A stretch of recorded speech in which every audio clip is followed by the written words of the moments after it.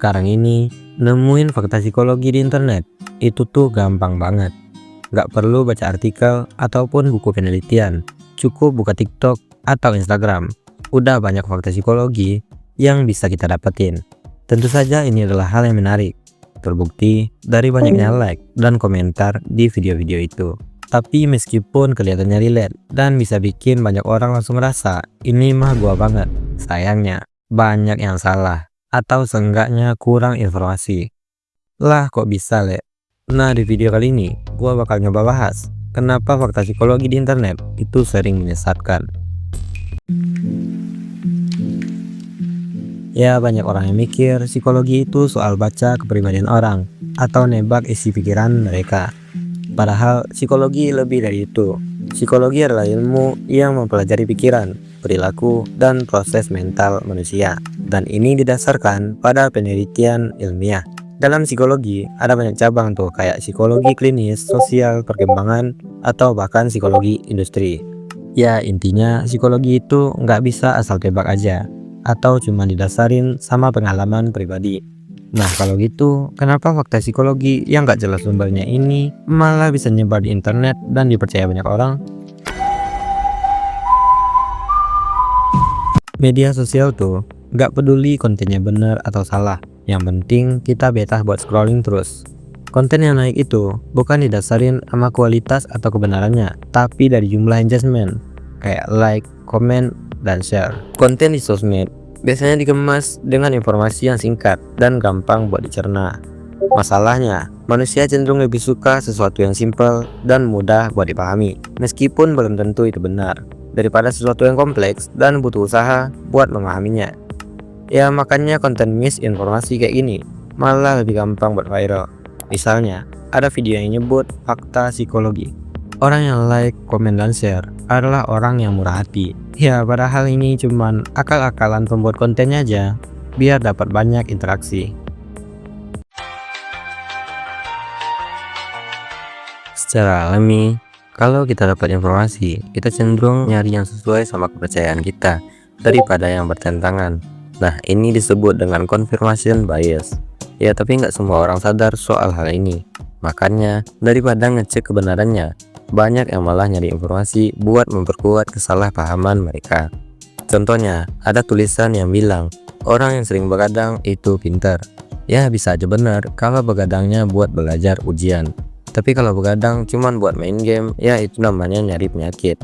Bukannya makin pintar, malah berbahaya buat kesehatan. Dan kesalahpahaman yang terus dibenarkan inilah yang bikin mitos psikologi terus hidup.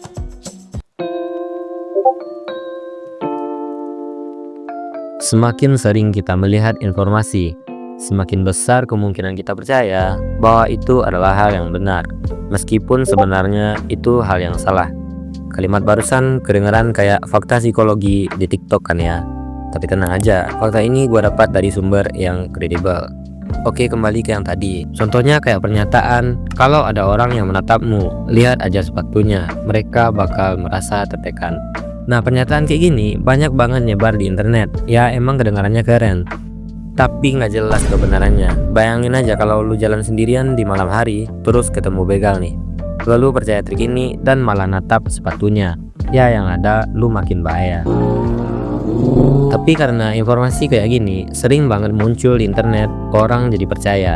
Nah inilah yang disebut dengan illusory truth effect.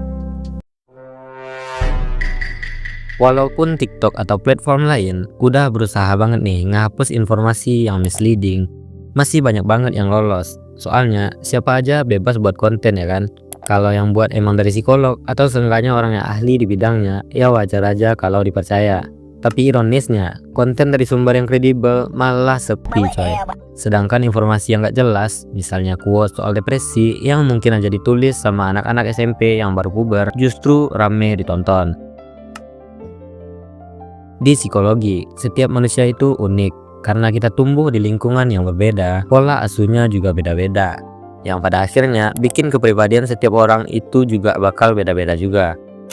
Tapi fakta psikologi di internet sering banget menyederhanakan hal ini. Nah misalnya konten soal introvert yang sering beredar. Ya memang ada konsep introvert di psikologi, tapi bukan berarti semua introvert punya kepribadian yang sama persis.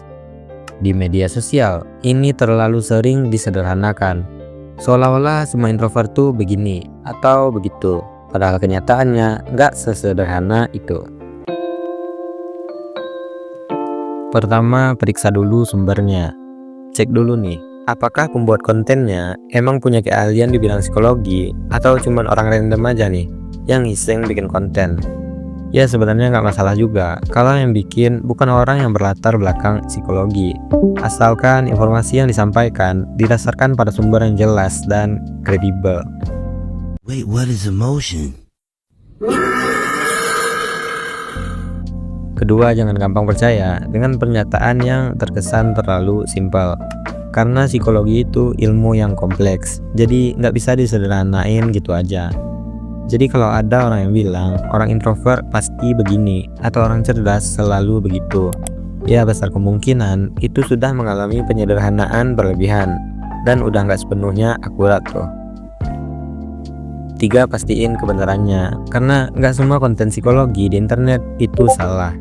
Ya ada juga kok yang emang berdasarkan fakta. Makanya penting nih buat bisa memilah mana informasi yang valid dan mana yang sekedar misinformasi. Kalau mau lebih yakin, ya coba cari referensi dari artikel akademik atau jurnal, atau kalau nanggung ya buku psikologi sekalian. Tapi kalau itu kerasa ribet, ya minimal pastiinlah kontennya dibikin sama orang yang emang paham di bidangnya, atau seenggaknya nyantumin sumber yang bisa dipercaya. Gua nggak ngelarang lo buat percaya apa-apa yang lo lihat di sosmed, ya semua balik lagi ke diri lo sendiri. Mau percaya atau enggak, ya konsekuensinya ada di tangan lo. Gua cuma ngasih tahu biar kalian nggak gampang ketipu sama informasi yang bisa bikin salah paham. Jadi gimana menurut kalian? Perlu cek kebenarannya atau percaya aja nih sama konten psikologi yang nggak jelas kebenarannya? Kalau suka konten edukasi yang kayak gini, boleh di subscribe ya. Atau kalau punya pendapat maupun pertanyaan yang lain, boleh komen di bawah nih. Karena ilmu pengetahuan berasal dari pertanyaan.